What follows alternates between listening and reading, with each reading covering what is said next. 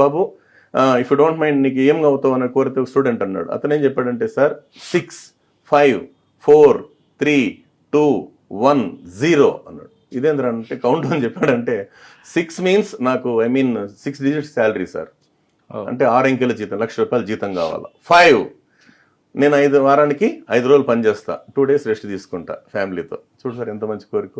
4 4 చక్రాల కారు కావాలి. 3 3 bedroom flat, ఒకటి నాకు నా భార్యకి, మా అమ్మ నాన్నకి, నా బిడ్డలకి. 2 ఒక అమ్మాయి ఒక అబ్బాయి. 1 ఒకే పెళ్ళాం. 0 టెన్షన్ లేకుండా బతకడం.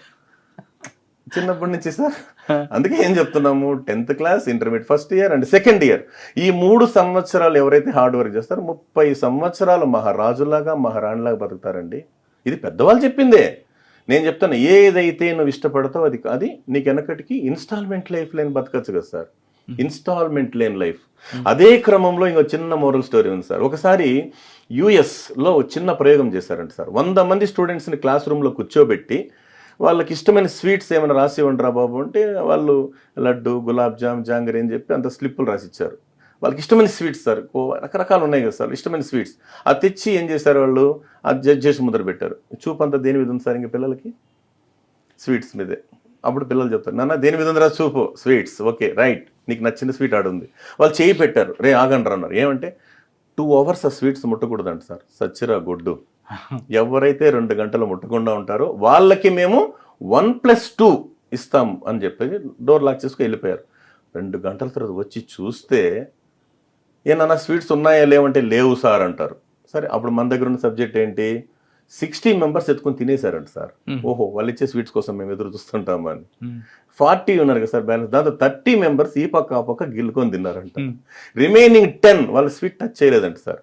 After 20 years what they are doing now అని చెప్పి సర్వేకి పోతే, ఆ 60 members they are doing ordinary life sir.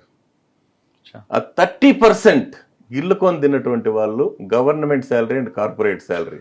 The remaining 10 వాళ్ళు ఎవరంటే, నువ్వు ఎదగడానికి ప్రపంచం కావాలి, ఎదిగిన తర్వాత ఈ ప్రపంచానికి నువ్వు కావాలి, కాబట్టి నీ కోసం ఈ ప్రపంచం ఎదురు చూసేటంత ఎత్తుకు ఎదిగని చెప్పి శాలిడ్ కొట్టించుకునే విధంగా ఒక IAS ఉండొచ్చు, IPS ఉండొచ్చు, ఇండస్ట్రియలిస్ట్ ఉండొచ్చు, దమ్మున్న నాయకుడై ఉండొచ్చు, నాయకురాలై ఉండొచ్చు. Choice is yours.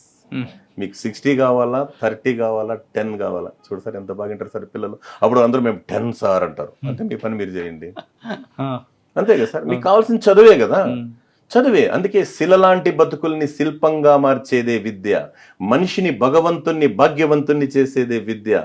సృష్టిలో ఇతరులకు ఎంత పంచినా మరింత పెరిగే